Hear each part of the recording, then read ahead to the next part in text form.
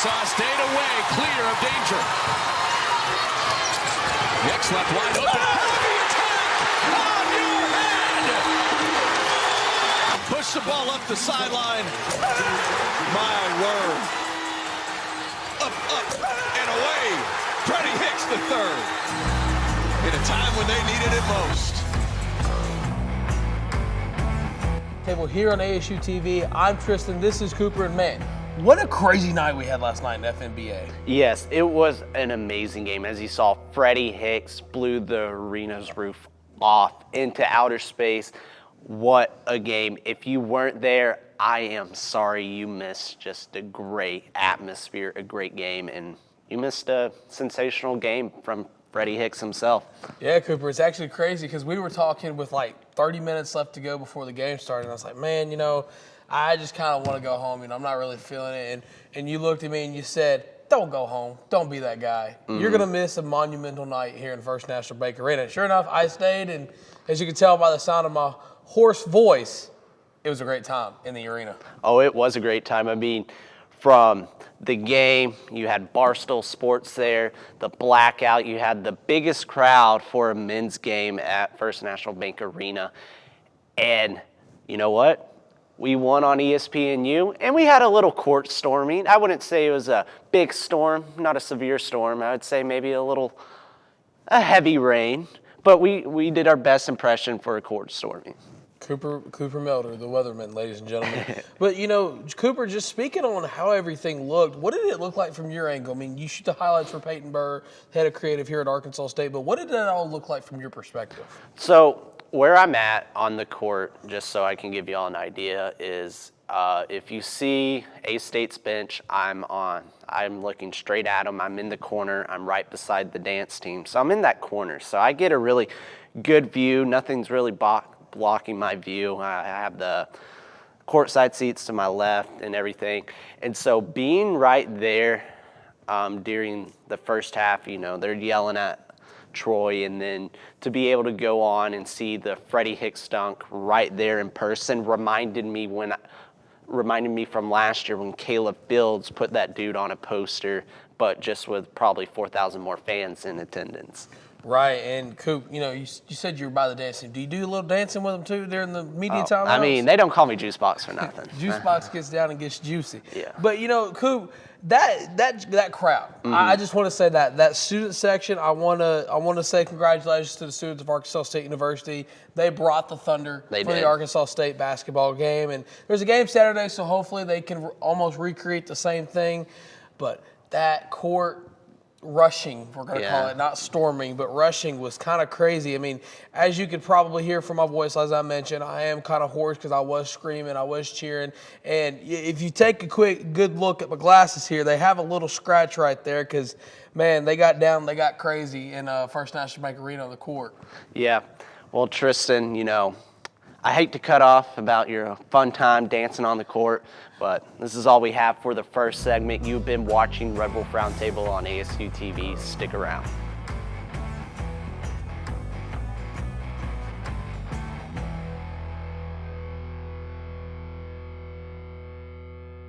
Students should watch ASU-TV just to see the creativity that a college student can get. The creativity that some of these students have is truly amazing.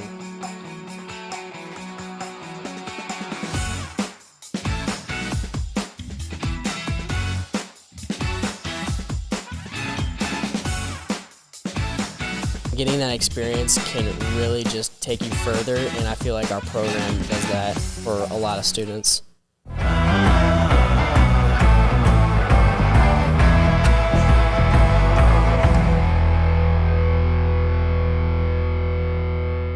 Hey guys, welcome back to Red Wolf Roundtable here on ASU-TV. Now this year we've had a lot of premier guests here on the show, and this time no different. The legendary CJ Pepper on the show. CJ, thank you for being on the show. Hey man, thanks for having me. Yes sir. So we've kind of built a relationship over the course of this year with you calling games on ESPN Plus and kind of your road to Arkansas State, so to speak. Yep. So let's go ahead and dive into that a little bit and just kind of go from what got you here. So what got you to Arkansas State? So I played junior college basketball, and I was at Mobley Area Community College in Mobley, Missouri. And we played Three Rivers, and at the time, Coach Dickie Nutt, was recruiting another player. And I had a good game against them, and he wanted to see how he can start recruiting me. And so that's the first time I met Dickie Nutt at Three Rivers. Right.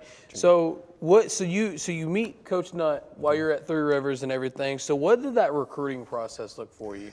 After the game, he comes up to me and my father, and he says, "Man, I really like how you play. I would really like for you to, how could Arkansas State get in the mix?" And and the thing about Dickie, if you know Dickie, he's one of those extremely personable and could talk to anybody, but he almost messed up the recruiting situation with me and my father, because if people don't know, I'm a preacher's kid. And Dickie was just being funny like he always is, and he said, "Man, my name is Dickie Nutt. Don't laugh at my name." And he continued to say that. And after a while, my dad was like, "I don't think that's funny." You know what I mean? Right. And so the next day, Tony Madlock calls my father and said, "Hey, we really like CJ. We know he has some other people recruiting him." And so that's what ended up happening. That's when the process started. So I took a visit here and loved it. Loved the team that they had before I even got here. That year before, they won the conference. They didn't win the tournament, but they won. They had the best record in the conference. The regular season. Yeah, so they already had a good team, but they had a couple key players leaving. Michael Marsh was one, and then another guy named Jabari Miles. I was supposed to basically take Jabari Miles' place, and then they recruited some others to take Michael Marsh's place. But I thought with the core guys they already had, and then Chico Fletcher was already two-time player of the year. And I was like, man, my biggest dream has always been to go to the NCAA tournament as a kid. As a kid, you like the countdown of 4, 3, 2, 1, and you hitting the shot, for your team to go to the NCAA tournament. But in saying that, I just thought that I had bigger schools to recruit me, but out of all the schools, I thought that Arkansas State had the best chance to go to the NCAA tournament. And that had a lot to do why I picked here. And so, I'm glad I did, and then another thing, they had never been. So I was like, they've never been to the NCAA tournament, and I have a chance to be on the first team to ever go. That's something that you can never change. I mean, it may be more to go, but you're the first to ever do it. And so having the opportunity, that's a lot of the reason I came here. And CJ, you were talking about the tournament run. At what part of the season did you think, okay, this team's special, we might actually be able to do this? Right, so it started off super rocky. I had a Lisfranc fracture in my foot, so I actually thought I was gonna have to redshirt. And it was tough, and so it was the first time I had my first week. I think I was player of the week, my first week of conference play. But then my foot started bothering me again, and so then I came off the bench, and that was hard for me. I never came off the bench, and coming off the bench. But what ended up happening, man, we just gelled, and we sacrificed. Yes. I think we had several people on the team that could average 20 points a game. But if you look at our numbers, I think Chico led us with 15, and then another guy with 12, me at 11. It was just, we did whatever it took to win. And I think that's what happened. We found that out mid-season, because at one point in time in the season, we lost 3 games in a row. Right. And we had I never forget, we had it in West Kentucky, close to my hometown. We had a team meeting, and the worst thing can happen after a team meeting. The next game, you still lose. Yes. Right? And so that's exactly what happened. We went and played Florida International.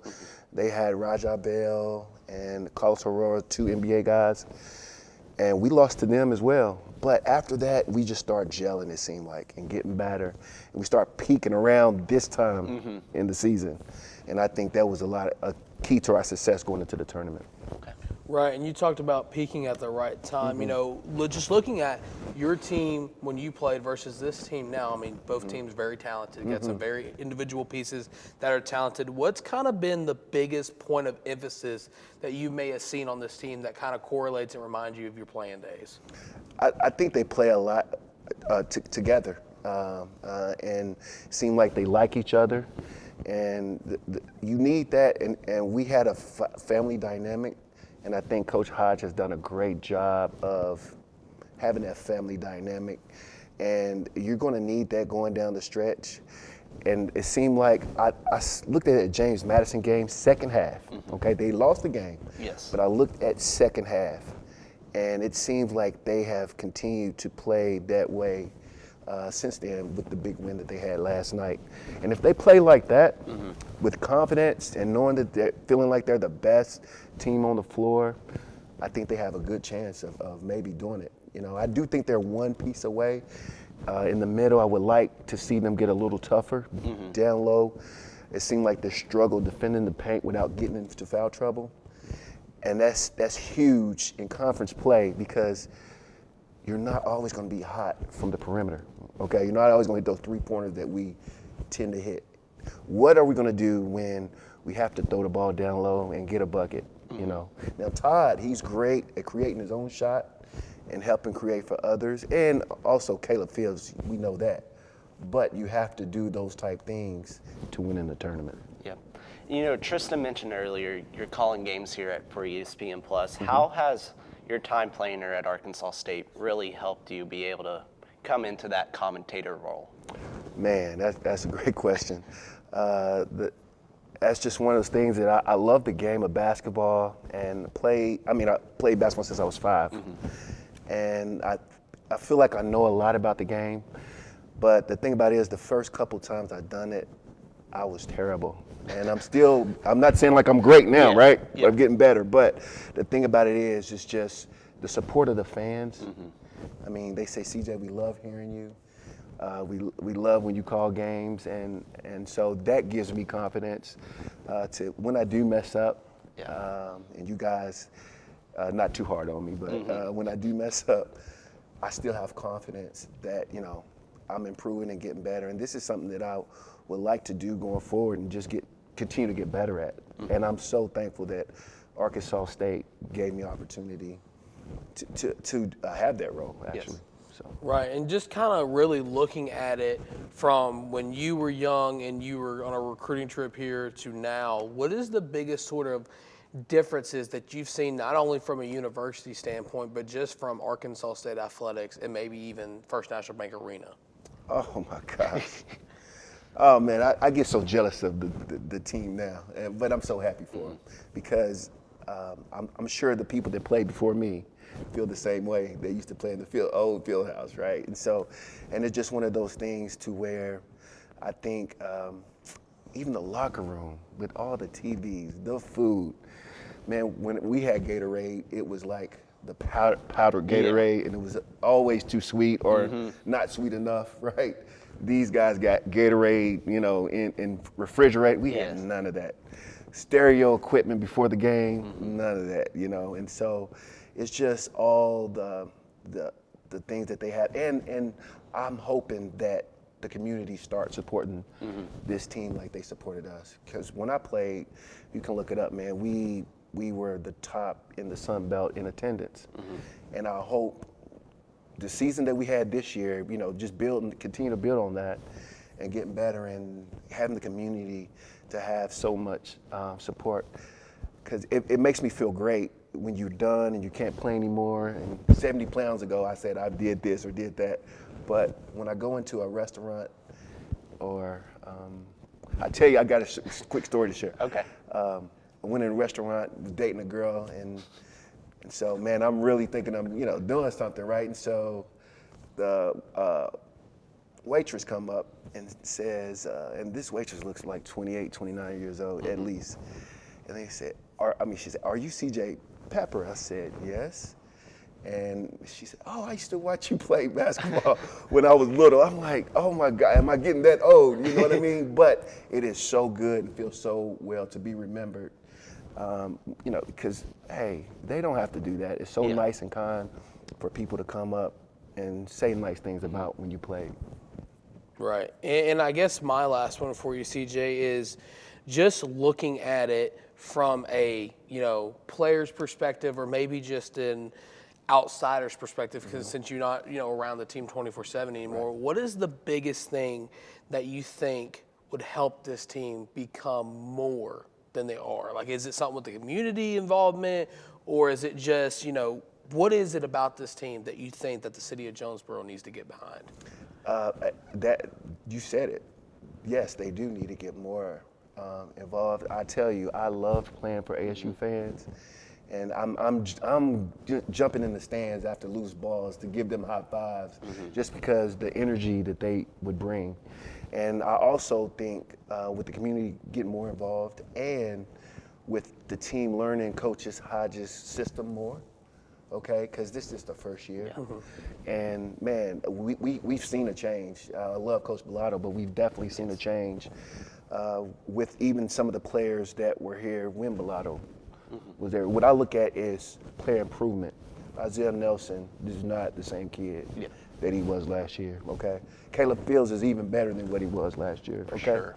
And so we're looking at that, and if he can continue to do that with those type guys, and keep the core together, because that's with the NIL, and you're able to leave after 1 year.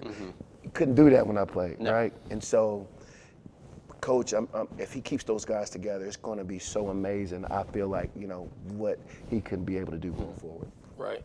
Well, CJ, I guess I just again want to thank you for coming on the show, talking about the Arkansas State men's basketball team, your time here in Jonesboro. But guys, we're going to send it to break. We'll be right back after this.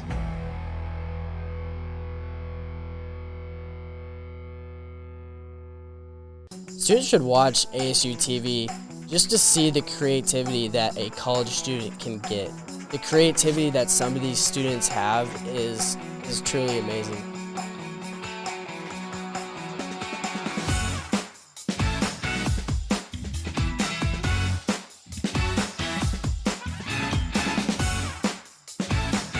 Getting that experience can really just take you further, and I feel like our program does that for a lot of students.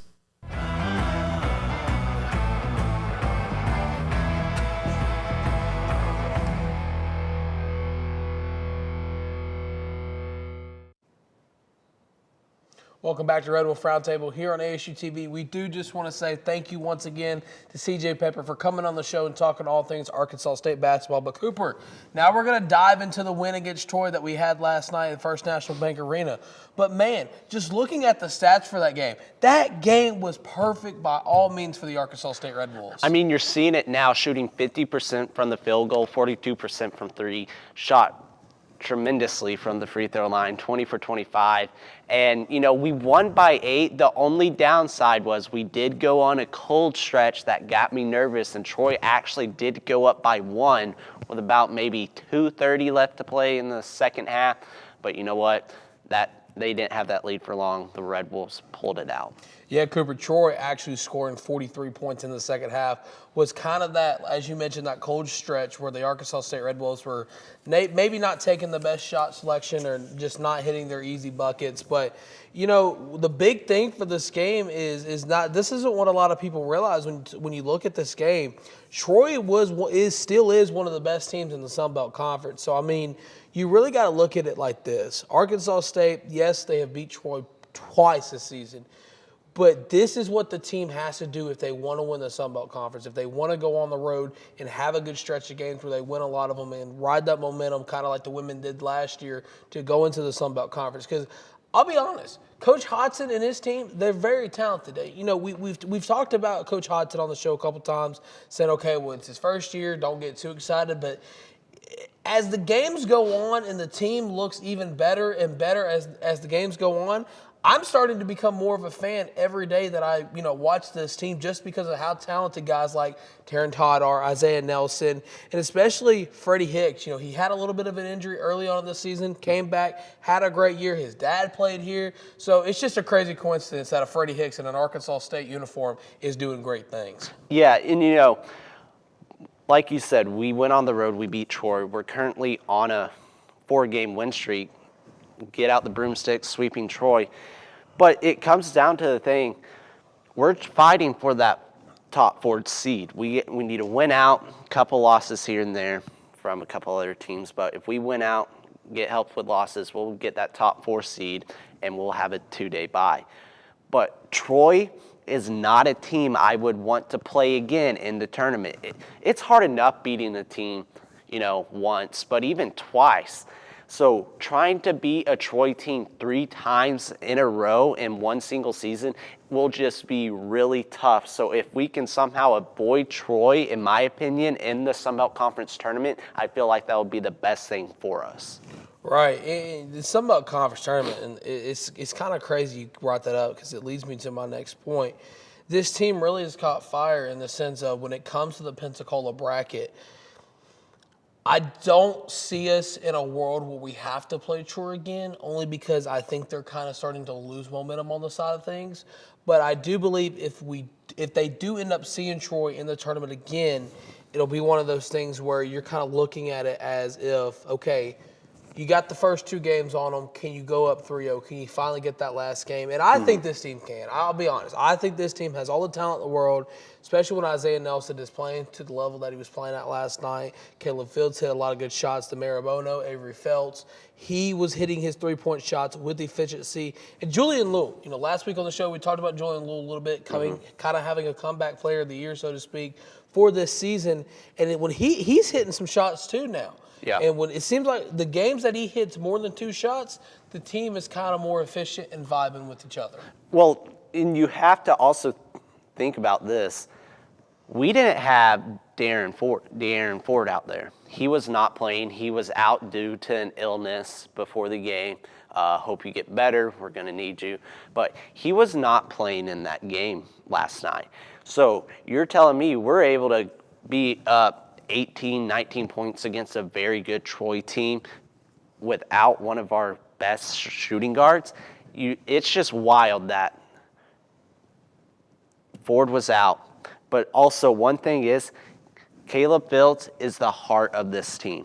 He goes out with a little injury. He gets taken off the court. That's when Troy made their run. We didn't have a quote-unquote true point guard out there. So Caleb Fields is the heart and soul of this team, in my opinion. Right, and you make a very good point about that. Caleb Fields, while yes, he is the soldier of this team, he is kind of the commander-in-chief when it comes to the Arkansas State Red Wolf season.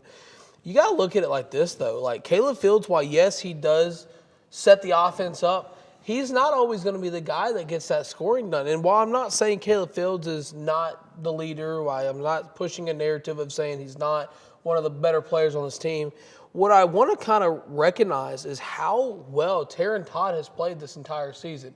Taron Todd, I kind of have my doubts about him a little bit, not being able to pass the ball as much as I wanted to see him do, but he's still giving you an average of 15, 16 a night, especially with scoring 17 in this game against Troy. It was very well to see, and like you said about De'Aaron Ford, one of the best 3-point shooters, I think, in the Sun Belt Conference. We had the Arkansas State Red Wolves had the best offense in the conference. So just to lose a shooter like that and still beat one of the top 3 teams in the conference by a score of 79-71 really should give hope to all Red Wolf fans. Yeah, and it was one of the games we didn't really struggle with the 3-pointer either. I mean, we hit 11 and 8 in the first half. If I'm looking at So if we can just keep on going, this team will, have a special run because, first live game since 1997. What did we do in 1997?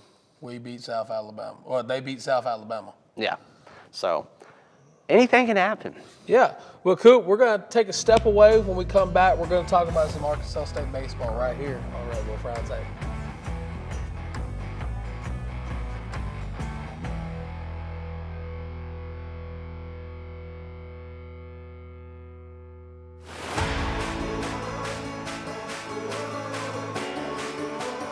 I think one of the things I learned at Arkansas State was life is 10% of what happens to you, 90% of how you respond to it, and that's just something that I live by. A-State is home, and they're going to treat you like you're a part of the family.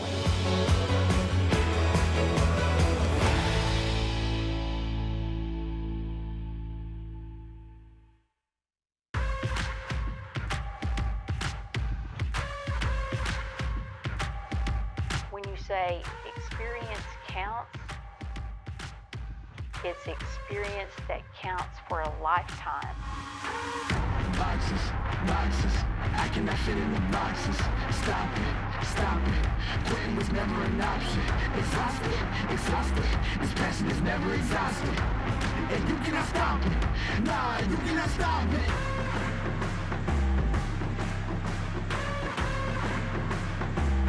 Quitting was never an option. And you cannot stop it, nah, you cannot stop it.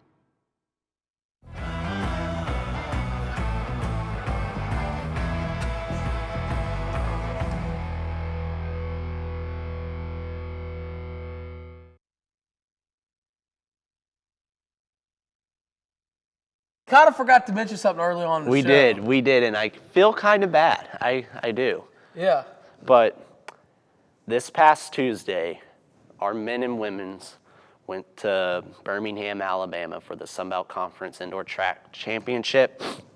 And, I mean, we both won it again. I mean, 5 in a row, not 1, not 2, not 3, not 4, but 5 sweeps in a row. Just shout out to track. You know, we're a track and bowling school here at Arkansas State. Well, you know, maybe down the line sometime this season we'll have to bring on both a bowler and a track and field star. But Cooper, switching focus to baseball now. The Arkansas State Red Wolves, I am proud to say from the bottom of my heart, with every fiber in my being, the Arkansas State Red Wolves have defeated the Ole Miss Rebels. Kyler Carmack, eat your heart out. We went to Oxford, Mississippi, and we won 4-2. Kobe Griner got the W. Mason Morris was credited with the L. We had 10 hits, 8 strikeouts, but we held Ole Miss to only 2 runs. Yeah, Cooper, you know, giving up 5 hits against an SEC caliber team is never good. It's kind of scary if you ask me, but there was no point from the 5th inning on that there was any doubt in my mind that the Red Wolves were going to be able to pull this one out. Now they come back home to play Lindenwood here at home. You're actually going to be at those games. And it's one of those things where this is the first 5-0 start since 1997. Tommy Raffo, hats off to him. You know, we've talked maybe not in the best light about him on the show. I've talked about him maybe not in the best light on social media. But this year, Tommy Raffo, I will say hats off to you, my friend. You are doing your job here in Jonesboro, Arkansas. And you're seeing first 5-0 start since 1997. You're just seeing how have they done it. They only have 6 home runs, but their team batting average is a whopping .319. The ERA's at a 2, and the on-base percentage is up at 46%. So they're drawing in walks. They're taking hits. I mean, against Omaha this past weekend with opening day, we saw them get back into the game when they had like 5 batters get hit in a row. Right, and speaking of the Omaha series, real quick, Tommy Raffo, again, congratulations to you. You have now become the leading winner in wins here at Arkansas State University, passing Ike Tomlinson with 364 career wins. What a feat. You know, he's been here. This is year number 16 for Raffo, and it feels like there's something about, you know, that 16th birthday, you're getting your driver's license, you know, you're getting the car. Well, for Tommy Raffo, it's 16th season. He's got that 5-0 start, which is only the 4th 5-0 start in A-State baseball history. So, you know, we're seeing a lot of good things from A-State baseball. Getting a new pitching coach was big time, and you're starting to see it. Right, Cooper. You know, Peyton Trawick, he's able to get the pitching kind of rotation to where he wanted. He's a former national champion at the D2 level. You know, and I hate to be the bearer of bad news, but Alan Dunn kind of his time was up here in Jonesboro. He had to go. Sadly, we kind of lost, as we mentioned, Kyler Carmack to the portal.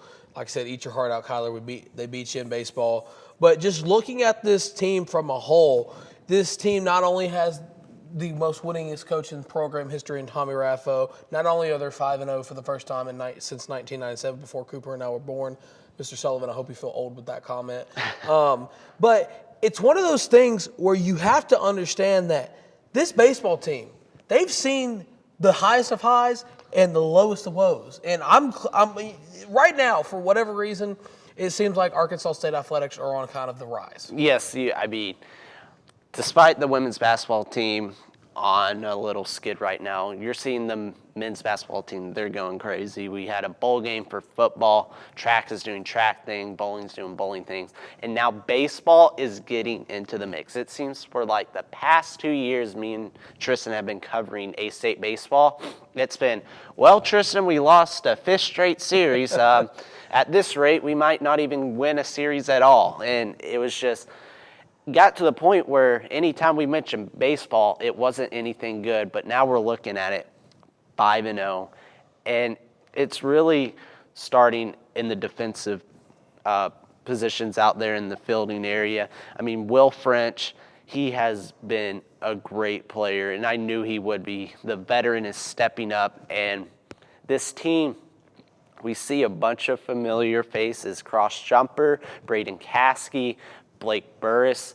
These are the guys that are going to help really rally the freshmen, the newcomers, the transfers to say, all right, I know we have been pretty bad in the past, but this is what we need to do to get back on track. And maybe baseball can finally get some funding so we're not playing at a high school single-A field. I wouldn't even say high school because I think my high school in Cabot, our high school in Cabot, Arkansas has a better field. Even our camera op, Braden Morris, played on that field, and I think he would even say the same thing. But Cooper, just talking about this baseball team with their 5-0 start, is this early momentum good for the team, or do you think it's kind of one of those things where it could come back to bite the team? I think it's really good momentum for them. I mean, like we're saying the past couple of years, at this point we're looking at, okay, we're 2-3 right now. We're 1-4. So this team starting 5-0 is showing them we can actually win baseball games if we do what we're supposed to do. If we're making plays out in the field, if we're getting hits, we're getting on base, we can actually win games. And I feel like they're starting to realize if we just buy in and work hard, we can actually do something special and not be bottom feeders of the Sun Belt Conference. Right. The Sun Belt Conference is kind of known to having some better teams like Southern Miss, who actually beat LSU in a regional a couple years back. But it's one of those things where you're looking at it and you're saying, okay, when's that Arkansas State baseball streak going to come back? When's the good old day of age of A-State baseball going to show its true colors? And right now, if you're not Arkansas State baseball fan, if you're waiting for the bad, just enjoy the good while you have it, because you never know. This could go all season long, or it could end tomorrow. But Cooper, this team has a lot of talent. Brandon Hager, one of the better hitters in the Sun Belt Conference. Mm-hmm. We haven't seen a Hager bomb yet. I'm sure it's on the way. But just looking at what we have gotten on that team, it's going to be exciting. But Coop, once again, thank you for being on the show with me. It's always fun. Yes. But guys, we're going to go wrap it up. We hope you enjoyed this week's episode of Red Wolf Roundtable. We'll see you guys the next time.